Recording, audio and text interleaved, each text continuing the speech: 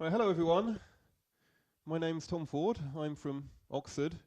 I used to live in Cambridge, and I'm talking about some stuff I read in the literature. So I guess from Darren's talk, I'm that person pretending to be a scholar after your money, the rogue. So today I was going to talk about procedural generation, a review of a recent academic literature. And before I do that, I'll just tell you a little bit about myself. So I have written some 7-day RLs, some of which you may or may not have seen. So they're up here. I wrote a commercial game called Dungeon Ascendants. I've been working on see if I can work out how to use the laser on this thing. I've been working on a website. You can find details at these web addresses. And this year I wrote what I've been told is like a skiing simulator, where you can move left, right, and down. So do check those out if you have some time. So when I was putting together this talk, I thought, okay, I'm going to look at some of the academic literature on procedural generation and try and give you a flavor of that. So where do you start? Well, I looked to see if anyone had done this already. And there are a couple of interesting papers. Procedural Game Content Generation, a survey from 2011. Procedural Generation of Dungeons from 2014. And I noticed there's some people may be familiar with pcgbook.com. These guys have put together now a printed book which has come out in fact, just last month. And I think really, if you read this book, you'd probably get a lot more out of it than listening to my talk. So I do recommend checking these links out. There's a lot of roguelike stuff in there. I think people like roguelikes as a way of testing out procedural generation because they're so simple, sort of engine-wise. So I thought, no, I'm not going to give you a survey. What I'm going to do instead is I'm just going to pick on a couple of papers I thought were interesting, which feed into something I'm very interested in, which is relating story and space. So I'm going to do a bit more of a deeper dive into sort of 1.5 papers and show you what they're talking about and how that perhaps relates to roguelike development that I'm doing and other people are. So we've got 2 papers to review today. The one I'm going to spend most time talking about is Adventures in Level Design by an academic from Holland, I think, called Jay Dormans. This is a conference paper. It was given in California quite a long time ago. And I'm going to touch briefly on a second paper towards supporting stories with procedurally generated game worlds, again from the same year, I think from Georgia Tech. So these are the questions these papers, I think, try to address. How are the story of the game and its game world interlinked? How can the story and the world be generated? And is the generation process influenced by the interlinking of story and game world? So let's start with the first paper. And this paper introduced 2 sort of new concepts or pieces of vocabulary that I found actually really useful. So it breaks the game down into, well, 2 parts of the game into these concepts, which are 2 graphs. And when we say graphs here, we're talking about objects that consist of nodes linked by edges. So the first one describes, I call it a mission graph. It's like, what is a player what are the stages a player needs to logically go through in order to complete this level or beat this game? So it might be something like you enter, you fight a monster, you find a key, maybe from a monster, you open a lock, and you leave, you're done. So that's conceptually the stages you need to go through to beat your level or win your game. Then there's another graph, which is the space that you're interacting in. So I've got some examples here. It might be a set of rooms which are interconnected, or in a roguelike, you could look at it as each square is a node connected to the squares around it, and that's your sort of spatial graph. So what we're going to talk about today is how do we perhaps generate these graphs, one which sort of captures how you play the game, or the logical stages to progress in the game, and one which captures the space in which we play the game. So in this paper, he starts with the Forest Temple level from The Legend of Zelda Twilight Princess, which I haven't played, and works out what the mission graph is and the spatial graph. And so I'll zoom into these in just a sec, because I'm sure you can't see them. This basically says I enter, I find a monkey, I defeat a guardian, and then I've got some choices, things I need to complete before I can cross a gap. And this picture here shows the spatial outline of the level and where those items, the things you need to do, are found. So let's just zoom in a little bit. Here, as I say, to start the level, you defeat a guardian, and then you have to find 4 monkeys to cross a gap. You've got one already. To find this monkey, you need to find a key, unlock a door, and find it. When you've got your 4 monkeys, you can cross a gap. After you defeated this guardian, you can go and get some secrets, and there's a couple of different paths that you need to follow, and you will need to do all these 3. Don't need to necessarily do them in that order in order to cross the gap here. If you look how this is arranged in the game world, it's not completely dissimilar. You defeat the guardian, and then you can go and access some of these secrets. There's a secret we see there. And there's a couple of areas where you find monkeys. But notice that defeat guardian is directly connected to crossing the gap. So this is a kind of Metroidvania style thing, where you come to a gap, you realize you can't cross it, you understand what you've got to do. But in order to do that, you need to go and do all these things. So there's clearly a strong correlation between this graph of things you need to do, the mission, and the graph of where you need to do them, the space, but they're not identical. Okay. So we're first going to look at how you perhaps go about generating some of these graphs in your games. The technique that in the paper they describe, I'm going to try and describe to you, is based on something called generative grammars. So apparently these originate in linguistics. Now, I don't know very much about these, so I'm sure feel free to correct me if I get stuff wrong. But we have a series of rules and an alphabet. And the idea is by using these rules, you can build up any phrase in the language. So as a simple example, I've got a sentence could comprise of a noun phrase and a verb phrase. A noun phrase could consist of a determiner and a noun. A verb phrase consisting of a verb and a noun phrase. Note that the noun phrase crops up twice. So our sentence can comprise noun phrase, which is a determiner and a noun, the dog. And the verb phrase has a verb, a noun phrase. Noun phrase is a determiner and a noun, so the dog ate the bone. Can be generated by using this series of rules. Obviously, when we get down to this point, we can pick, perhaps in procedural generation, a particular noun that's suited for the circumstances or at random. So how can we use this to perhaps think about building procedurally some missions for the user to undertake? So I'm going to set up some rules here, and we're going to see how we can use these to procedurally generate some missions. And if you think about my 2 graphs, we're looking at the graph on the left at the moment. That's the mission graph. So here's some rules. I'm going to start with this block.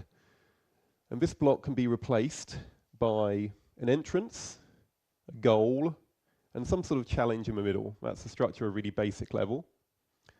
And what could a challenge be? Well, it could be a monster, or the challenge could be a hazard. Okay? And the idea is anything that's a square is going to get replaced. And I'll keep doing that until I've got something that only comprises of circles. So squares are non-terminals and circles are terminals. So let's look at an example. Okay, this is the gross structure of my mission, entrance, goal, and a challenge. Here are my rules for what a challenge can become. So I might pick one at random. And here I've got a very simple mission for my game. I enter, I fight a monster, I finish. So let's look at something that's slightly more interesting, a slightly more complex mission graph. So here, the gross structure is I've got an entrance, I've got a boss monster, and I've got a goal. So that means I've got to fight my boss monster before I get to the goal. And I've got something in here which is going to get replaced. And there's a couple of options in this rule set. These 2 blocks here could just be 2 challenges in a row. Or these two blocks here could represent sort of perhaps an optional section where you've got one challenge one way and another challenge the other way. And a fork and a join here, as you can see. And I'm still keeping my rules that a challenge can be a mission or a hazard. So let's run this one through. So here's the growth structure of my mission. Entrance, something to replace, boss monster goal. I use a rule where I replace that with a branch. Okay. And then each of these C's in the branch I can replace with either a monster or a hazard, perhaps picked randomly or by heuristics. And then I end up with, as you can see, a mission to use in my game. And obviously if I'd picked something different here, if I'd picked the two C's in a row, the mission would turn out a little differently. And I think you can see by adding more rules, by increasing the complexity of rules, you can build up some really quite complex mission structures.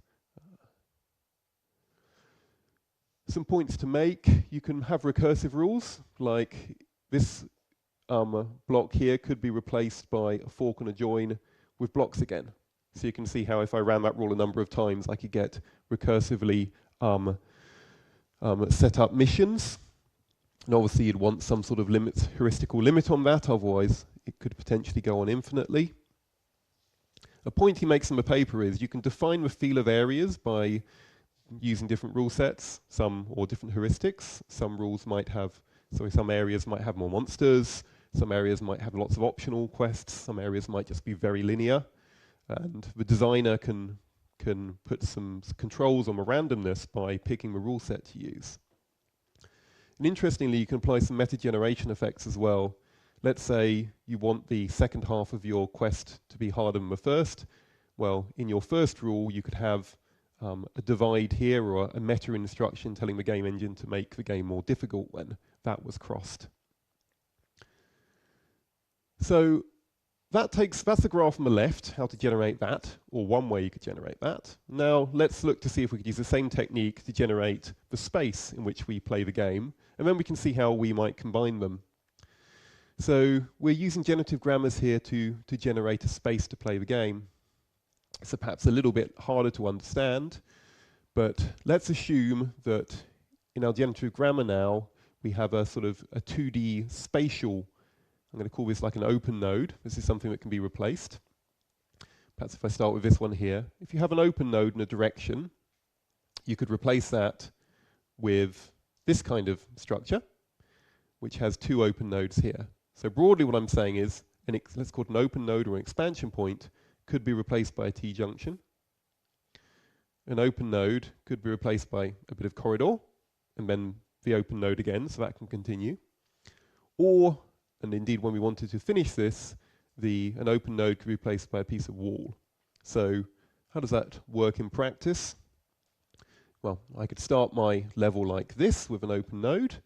I could perhaps randomly or with heuristic apply one of the rules, in this case the make a corridor rule, and that would look like that. Then if I applied my T-junction to this node here, the level now looks like this. And again, let's say on the top node here, I apply the make a corridor rule. And then finally, to finish things off, I make all the open nodes into walls. And there you can see I've built a dungeon structure.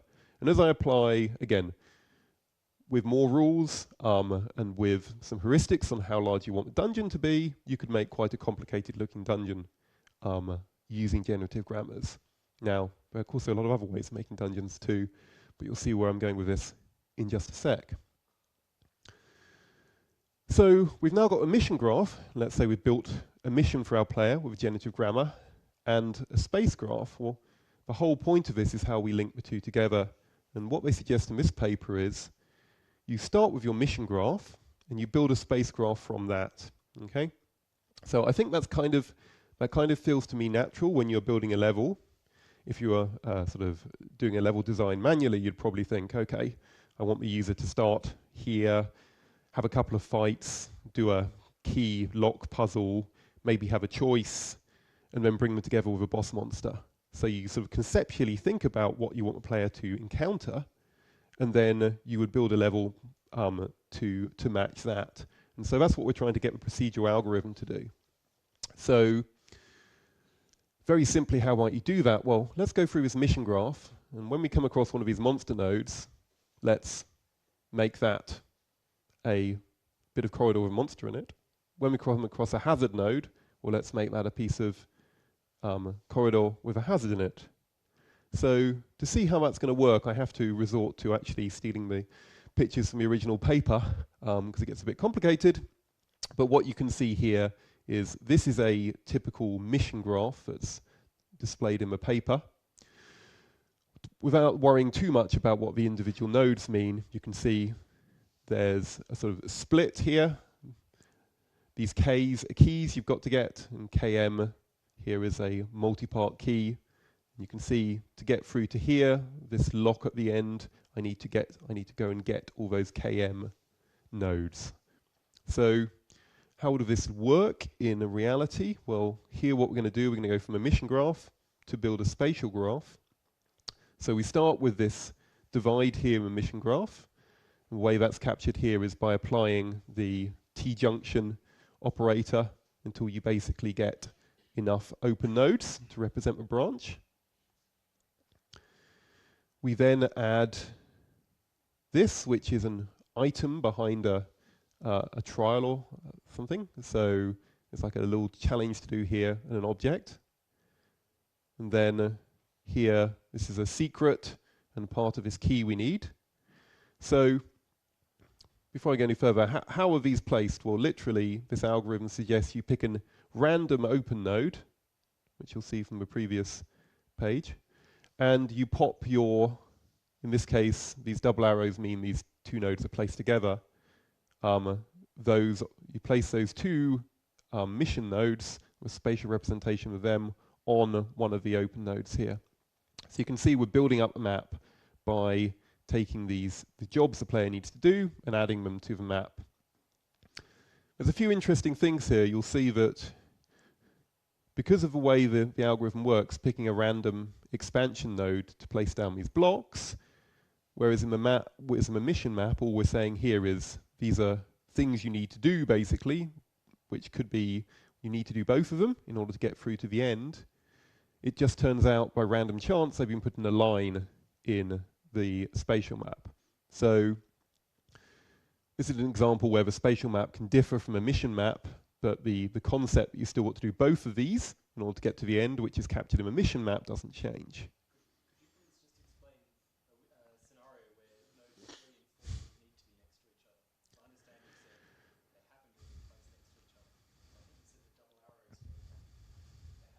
Yeah, so let me just clarify that. There's two slightly different things that I've sort of confused here. So if basically the algorithm is that when you place a node, you place it at a random expansion point on the spatial node.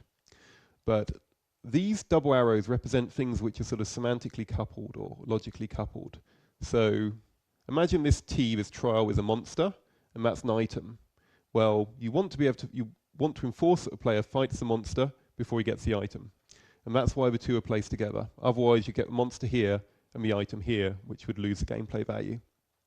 Okay? Talking about, so these two blocks, you can imagine, are just placed at the same time. The second point I made was, although these are separate on the mission graph, they are placed sequentially on the spatial graph, which is entirely possible and doesn't sort of detract from the value of this, that you have to do all of these things, but is an example of how the two graphs can differ.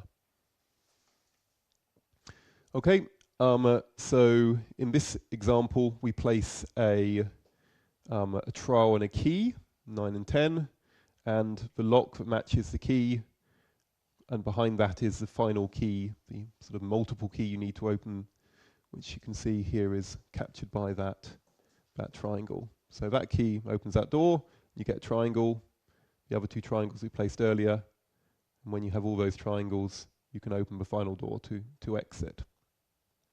So I hope that was reasonably clear, and that describes how we've gone from sort of conceptual understanding of what the player ought to do to a map which allows the player within an engine to go and do the mission that the designer, or in this case the computer AI designer, thought of. So I'm going to return to this in a little bit, but I think there's some interesting pros and cons in this approach. It's an interesting way of generating quite complicated missions with locks and keys, with monsters and rewards. You can create things like lock and key puzzles, and they're always solvable in this approach if you run it through. It supports interesting meta effects, adding difficulty spikes, etc., into the mission, which again you could put in logical places as a designer. However, it's got some fairly major cons, a simple algorithm I've described. The semi-random placement of rooms sort of breaks down any kind of long-range order. We're just scattering rooms all over the place. If we look back at the mission, imagine this went on a bit longer, you'd probably want things that occur later in the mission to occur further away from the start position, and you're not really necessarily getting that here. We could have something quite complicated happening which appears quite close to your start point. There's no control over backtracking, so even in this example we have to go sort of here and get that, and then go there and there and there, and then come back again. So there's no optimization around that.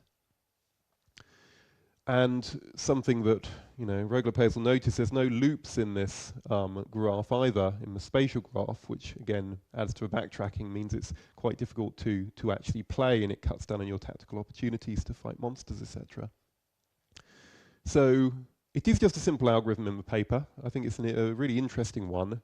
But by itself, I don't think it makes a very satisfying game.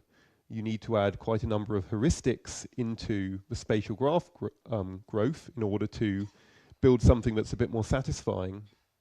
And there are some ways around the looping problem, but it's dangerous just to start connecting stuff up, because you might break the mission. You might make something that's accessible, should be accessible only behind a door, accessible without going through the door by bypassing it. But you could start with, for example, a hub, and then build missions as spokes, which might give you some sort of structure, which is a bit more conducive to gameplay. So if you bear that in your mind, I'm going to touch very briefly on a second paper towards supporting stories with procedurally generated game worlds. What they did in this paper was assumed that they don't have to generate that mission. They've got a handmade mission or a computer-generated mission, and their colleagues produced this paper, which described perhaps one way of adapting and procedurally generating missions. And in their formalization, they had a story that consists of NPCs, places, things, and types, which is equivalent to this list here, which is equivalent to a mission graph we saw in a previous paper. So here's a mission. A paladin, which is you, takes a water bucket from a palace. A paladin kills a Baba Yaga with a water bucket in the graveyard. A Baba Yaga drops ruby slippers in the graveyard. A paladin takes ruby slippers in the graveyard and gives them to the king. You can see it's a list of what would effectively be nodes in our mission graph. These guys have done it as a list. So they're trying to conquer the same problem. They're saying, how do I take that mission and turn it into a game world where I can actually play? And they really make some very tough assumptions here. So they model it as, these ones in bold here are islands, so they're where these plot events actually happen. And the intermediate points in the graph are like filler. They're like, just walking through the forest trying to get from one place to another. And they make the assumption that, or they force these plot islands to appear on basically just a linear chain, and in the order that they need to appear in the plot. So you have to go to the castle first, then to the graveyard, and then to the cave, but you may well be doing some backtracking as you actually finish the mission. They allow branching, but only in sort of this filler terrain. So what they then do, which is interesting, which is unlike in the previous paper, is they try and optimize this spatial graph for some certain parameters. So they say, okay, the designer and indeed the player can set their preferences. Do they want a longer game with more distance between plot centers? Do they want branches to explore? Let's indeed may try and make the terrain reasonable by saying, if you've got a piece of mountain, there's a 10% chance you'll find a cave in the next cell, and a 0.5% chance you'll find another mountain, etc. So you have a, without going into too much detail, you have this sort of graph of how likely terrain is to be sequential. And they take all these optimization parameters and throw it all into a genetic algorithm in order to evolve random spatial graphs, so things that look like this, that match their requirements and also match the requirements of a mission. Interestingly as well, they then take this as far as turning it into an actual game engine. So they say, okay, it's fine, I've got this map of these areas, but I need it to map onto a 2x2 grid like we'd have in a roguelike, such that I can actually render this in my game engine. So they use an algorithm called recursive backtracking to find a solution whereby the graph which they generated fits into a 2D array. If they can't, if there's no solution available, they then go back and create another random spatial graph for a mission.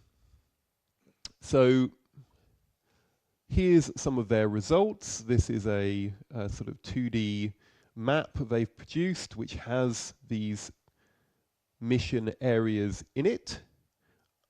And when they optimize, for example, for a larger world with more branches or a smaller world with fewer branches, they build up these different game worlds where the same mission can take place, which have some of these qualities they're looking for. So again, just looking at some of the pros and cons, what can I learn from this approach? Well, I think the idea of using optimization algorithms to create more optimal maps based on some parameters is a strong one we don't see enough of in roguelikes. It does deal with the problem of creating an abstract graph and then turning it into actual 2D terrain we can explore. And by the nature of their assumptions, the game has quite a clear order in terms of here, here, here, but that really only becomes because they have a very simple mission with no side quests. So again, there's no support for anything other than very simple missions here, and no consideration of backtracking or loops, etc. However, I think their approach, the optimization approach, is quite general, so I don't see any reason why you couldn't adopt more complex mission graphs into this, and to extend the optimization of the space you're creating to, for example, minimize backtracking, or put side quests as proximal to the main quest, etc. So, okay, I've talked about these two papers, and in the next couple of slides I'm just going to provide a quick summary and try and show how some of this applies to a game I've been working on. So, first paper, Dorman's, provides a useful vocabulary to discuss the field. I think the separation of the idea of this mission graph and the spatial graph is something that was new to me and really quite helpful. I think Hartsuk shows the value of optimization approaches to go from a mission to a game world. And remember, both papers try and go from the mission graph, what the player needs to do, into a game world in that direction. But I think both papers highlight that you need some sophisticated heuristics, not just random chance, in order to build at a level that's actually compelling for humans to play. So why am I so bothered about this? Well, back in 2014, I worked on a 7-day RL called Trauma RL, and its sort of interesting aspect is that, although you might not notice, it has quite a complex mission graph, which is semi-procedural, with multi-step missions, side quests. It has System Shock style logs, which are dropped in places that you'll need to go to in order to learn, well, basically, if you've got a mission, I'll drop clues that tell you about the mission in places that you have to go to in order to complete the mission, for example. And it's got key and lock style puzzles. So what I've been trying to think about over the last couple of months is how do I take my 7-day RL, which had a relatively fixed mission that I'll show you, but generalize it so that I can generate mission procedurally and generate a game world in which you can beat that mission or you can play that mission. And so I think the breakthrough for me was the idea of this mission map and this spatial map or spatial graph. So I'm going to try and apply the vocabulary of Dorman's to Trauma RL. just showing this is a picture of a game, or see a screenshot. It's comprised of a number of levels which have a semi-procedural, semi-randomized linkage between them. So there's some branching going on between the levels. So in terms of a spatial graph I have in my game, there's the level connectivity I showed you. You can go from medical to the lower atrium to storage, etc. Back again. So the levels are connected in a fairly non-obvious way. The rooms are, there's a graph of the rooms, which I primarily use for modeling the missions, and I can support loops and those kind of things. The way I avoid loops causing a problem is when I'm actually building the missions, I collapse all nodes in a loop into one node. And finally, you actually play the game in the very detailed graph, which is a game map, which is generated from the rooms.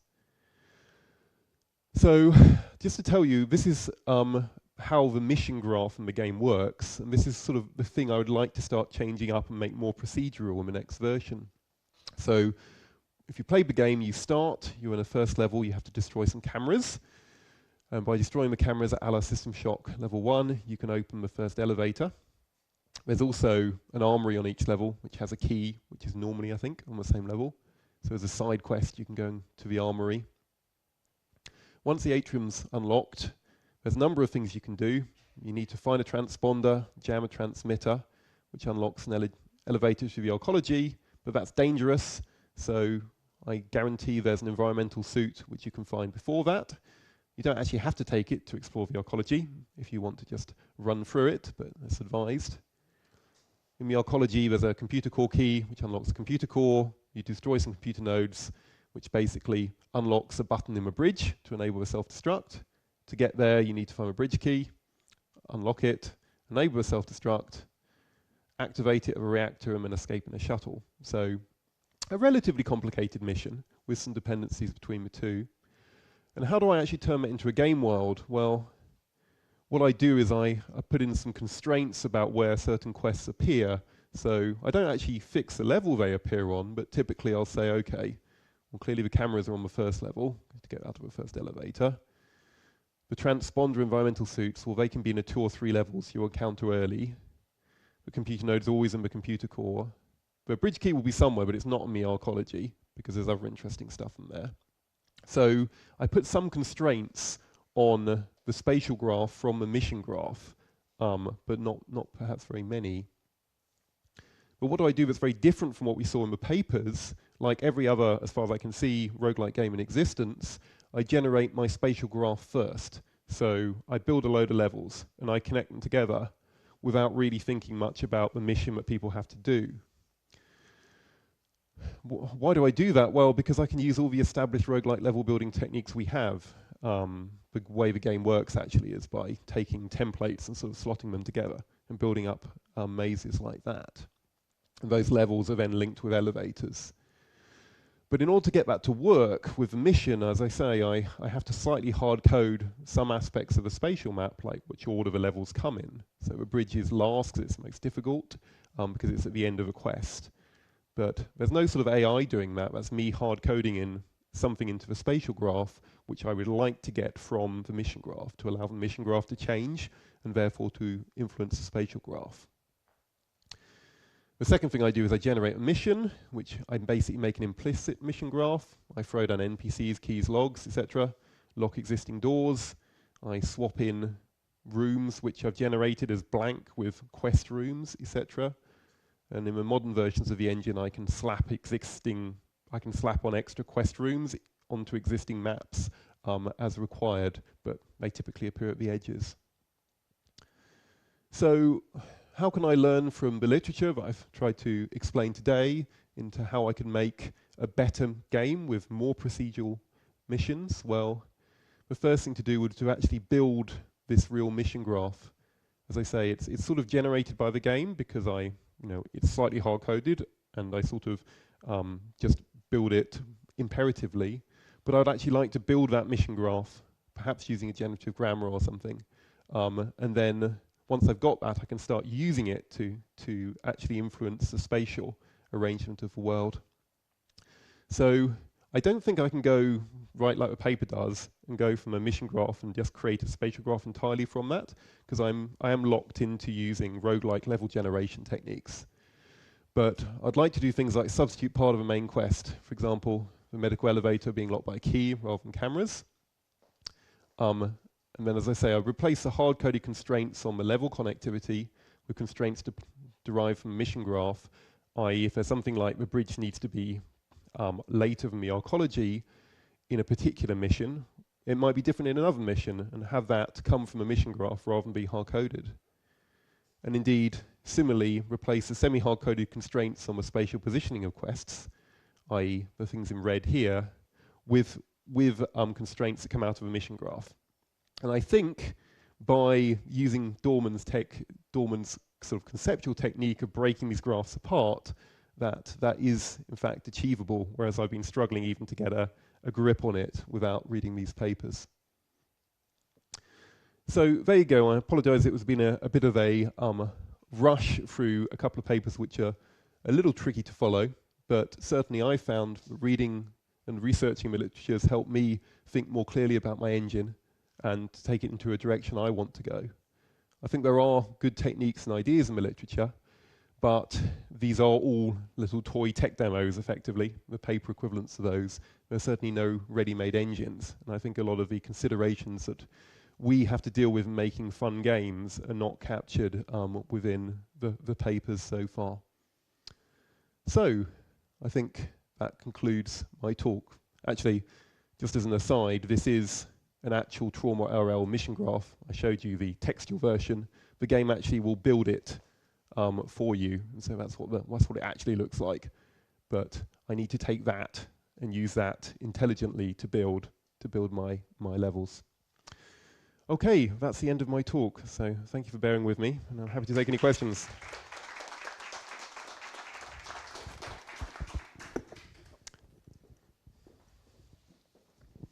Hello, Tom. I'm curious about the constraints that you use on this. You said about the heuristics for the in particular for the level generator, making sure there's no. You said for gameplay reasons you want loops there. Yeah. I think for me also is a kind of an aesthetic design to levels, making sure it fits thematically with the content that you're producing, and also there is a certain way we want levels to look, and how you get that fitting in with the style of the levels generated. Because from the first part that you showed with the kind of gluing on these sort of trails of things, it looked like it would produce kind of octopus style levels where you start in one place and everything's like branching off from that. So how do you ensure, I mean, Trauma RL looks nice.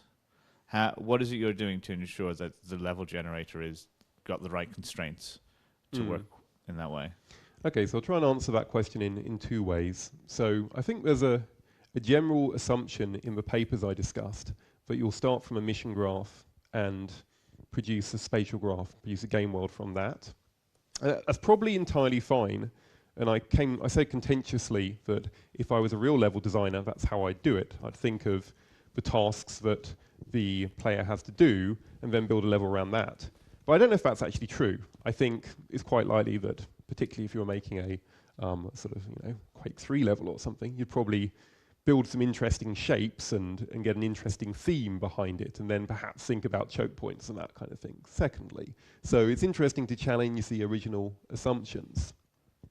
I think the generative grammars for producing spatial maps it's probably relatively challenging. The actual answer to your question is by picking particular rule sets, you can influence how the graph would look. So the rule set I had was just T-junctions and corridors, but you can certainly add more interesting items to that. Building in loops is, I think, relatively tricky. But what the guy suggests in the paper is when those corridors come close together, you can join them up. But again, that actually causes a problem with his mission engine. So. Yeah, indeed. Or, I mean, you can also sort of ignore the whole 2D structure and go with a sort of Jeff Late approach of teleporting to another room every time you go through a door, which works. But I think, for some of the aesthetic reasons you mentioned, and just from the practical reasons that we have aesthetic level generators that work, I'm not going to go that far as a paper does and go from a mission to the spatial graph. I'm going to build the core of my levels with our traditional level generation tools which look nice, and then I'm going to sort of patch and hack the mission structure into those spatial maps. I think just from practicality, but it also makes things look nice and make them playable. Well, I think it's taking a reasonable compromise between the academic conceptual way of doing it and a way that will actually work.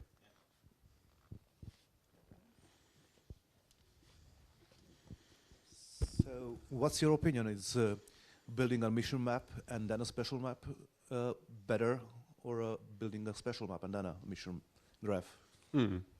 So the way TraumaRL does it at the moment is that it builds a spatial map first, but it knows what a mission map is going to be secretly.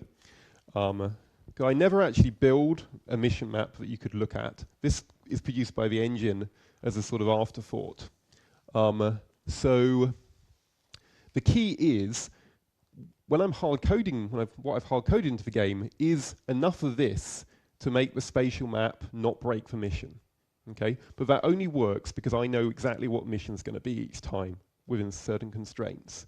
So if this becomes more random, I lose that information to guide the spatial map. So to answer your question, what I need to do effectively is to build this mission map, to take the most important parts of it, and then use those to guide the spatial map generation, but only to guide it, not to have such a clear link, as in the papers, between the mission graph and the spatial graph.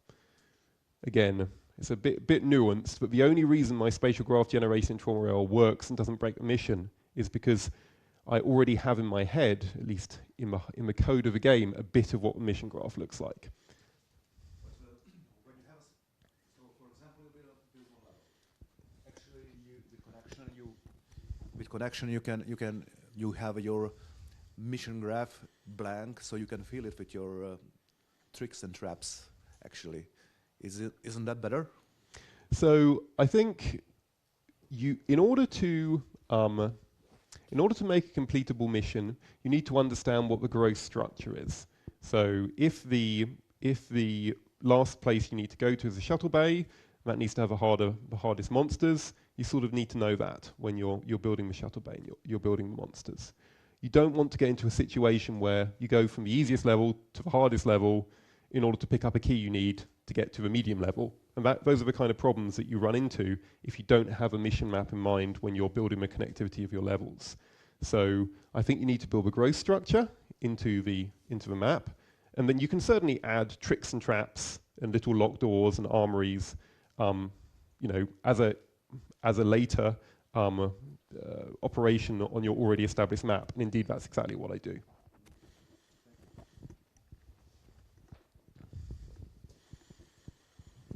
Okay, so the way I understood it in the paper is that they start with the spatial, they start with the mission graph first to avoid the problem where if you first create your map, you can have the problem where it is either too big or too small for the mission that is sort of procedurally generated, regardless of this map. So you can have a very simple map, and then you run your mission generator, and then it creates this huge story that you have to fit inside of it somehow. Are you worried about having this? Like, if you reverse this algorithm, do you think that you might have this problem? Yeah, I mean, so again, the way the game works at the moment, I do the spatial map first, and I do the mission map later, and it is possible for me to run out of rooms, to run out of spare rooms. But you have this at the moment, so the mission is sort of fixed-ish. Fixed-ish, and I can still run into this problem. Because I don't control, because of the way the level generators work, it's random. I don't know how many necessarily spare rooms I can fit in. And it may turn out that the mission wants to place a room in a level that already has too many mission rooms in it. And that will just fail, in which case I throw it all away and start again. So yes, I can see that being a problem as I make the mission more random. However, I think you can use some heuristics as well. If your mission contains 15 nodes, then you need levels of about this size. If it contains 30 nodes, you probably need levels that are 2/3 extra big, for example. So So you just would decide to cut off the mission at some point. Say, okay, no, I wouldn't do that. I would just say that I will create the levels which, even just by a process of experience, I will set the level generators to be big enough to hold a mission. What you can do when you're building a mission, even using generative grammars, is to put a maximum size and a number of nodes in a mission, because you can say, okay, I'm going to stop building nodes that become really complicated once I've got more than 10 nodes in the map, 10 nodes in the graph. So the algorithm you use to build a mission can have a lot of intelligence in it to stop it getting too big. You have a lot of control. The way I described it, you don't. You just pick rules at random, but you can definitely say, when I'm at 10 nodes, I only pick terminal nodes from now on, which stops the mission map getting any bigger. So you can use quite a lot of intelligence. right, thanks. Someone else? Do we have some Twitch? Oh, yep, sorry. On the graph that you've got there, you don't seem to have any. You have multiple arrows going into certain things, which I presume means multiple dependencies. Mm-hmm. So what you don't have is multiple routes. Define multiple routes. So you need to get through a door. Yep. There's 2 different keys. Yep. Okay, so yep, that. I don't think. Let's just try and remember the game. Actually, the way, although you don't see it in this graph, that does happen in the game. For example, this box that you can't see says medical security, which is a door which has 20 keys, those keys being cameras, and you only have to kill 15 of them. So that's a way, for example, a door can be set to open with fewer keys. So it's entirely possible to have 2 keys for one door, so you can pick up one or the other. That's covered in the mission here. That's covered in the engine, even if it doesn't appear in this mission. I think the reason that I turned those off was it was just, particularly the computer cores and the medical security were just huge numbers of nodes. I guess just like normal sort of nomenclature for this sort of normal way of showing this would be the arrows meet before actually going into the dependency, whereas 2 arrows into a thing would normally mean 2 separate ways. Do you understand what I mean about? Yeah, I do. I mean, this is me throwing the nodes at graph viz in a simple way. So it may be that I could come up with more complex nomenclature which could capture that nicely. It might be worth looking into. Oh. It looks like that was the last question. Then, thank you.